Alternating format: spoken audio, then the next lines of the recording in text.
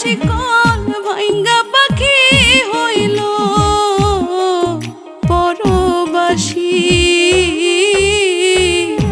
কারে আমি বিশ্বাস করি, কারে কই দোষী, আপন